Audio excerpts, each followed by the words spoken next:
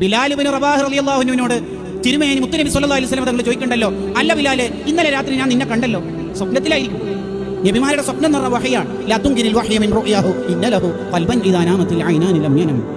നബിമാർ ഉറങ്ങിയാലും ഖൽബ് ഉറങ്ങൂല, കണ്ണേ ഉറങ്ങുള്ളൂ. ഒരു നബിയുടെയും ഉറക്കം കൊണ്ട് അവരുടേത് വുളൂ മുറിയൂല. നിന്നെ സ്വർഗത്തിൽ എത്തിയതായിട്ടാണല്ലോ കാണുന്ന ബിലാലെ, എന്താ നിനക്ക് പ്രത്യേകത?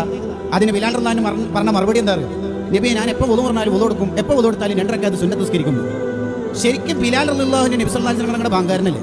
നബി തങ്ങളുടെ നടപ്പിലും ഇരുത്തത്തിലും കടത്തത്തിലും മുന്നേറ്റത്തിലും വിജയത്തിലും യുദ്ധത്തിലും നാട്ടിലും കൂടെ നടന്നാളല്ലേ? എന്നിട്ട് ബിലാൽ തങ്ങൾക്ക് റസൂലുള്ള പോലും അറിയാത്ത ഇബാദത്ത് ചിപ്പിക്കകത്ത മുത്തുപോലെ സൂക്ഷിക്കാൻ പറ്റിയിട്ടുണ്ട്. പക്ഷെ നമ്മളങ്ങനല്ല. അജ്മീറിൽ പോകേണ്ട സ്റ്റാറ്റസ് നോക്കിയാൽ മതി, എടുത്തേക്ക് എത്തിയിട്ടുണ്ട്. ഏത് സ്റ്റേഷൻ നിസ്കരിച്ചത് വരെ സ്റ്റാറ്റസിൽ വരും. അല്ല ചങ്ങന്മാരെ, പിന്നെന്തിനാ മലക്കുകൾ? അല്ല പിന്നെ എന്തിനാണ് മലക്കുകൾ അല്ലേ? നമ്മൾ ചൊല്ലിയതും പറഞ്ഞതും അതൊക്കെ ആരെങ്കിലുമൊക്കെ അറിയിക്കണം. മഹാനായ അയ്യൂബ് സഖ്തിയാനി റളിയല്ലാഹു അൻഹു രാത്രി മുഴുവനും ഉറക്കൊഴിഞ്ഞിട്ട് പള്ളിയിലേക്ക് എങ്ങനെ വരികയെന്നറിയാം? ഉറക്കിന്റെ ചടവ് അഭിനയിക്കും. ഇങ്ങനെയൊക്കെ ഉറക്കിന്റെ ക്ഷീണമൊന്നും പോകുന്നില്ല എന്നല്ല അഭിനയിച്ചിട്ട് വരും. എന്തിന്? ഞാൻ കുറേ നേരം ഉറങ്ങിയിട്ടാണ് വരുന്നത് എന്ന് ആൾക്കാരെ തോന്നിപ്പിക്കാൻ. നമ്മളെങ്ങനെ ഉണ്ടാവും? ഇന്നലെ എനിക്ക് കർണാടകയിലാണ് പരിപാടി, നാളെ മലപ്പുറമാണ്, മറ്റന്നാൾ ഒരു എക്സിക്യൂട്ടീവ് ഉണ്ട്, അതിൻ്റെ ഒരു ക്യാബിനറ്റ് ഉണ്ട്, പിന്നെ സെക്രട്ടേറിയറ്റ് ഉണ്ട്, ഇങ്ങനെ പറഞ്ഞുകൊണ്ടിരിക്കണം. തിരക്കഭിനയത്തിന്റെ തിരക്കില്ല. ആരെങ്കിലും വിളിച്ചാൽ ഹലോ, ഉസ തിരക്കില്ല, അല്ലാന്ന് പറയാൻ നമുക്ക് പോറാം. അല്ലാന്ന് പറഞ്ഞാൽ ഒരു എന്തെങ്കിലും വിചാരിക്കൂലേ?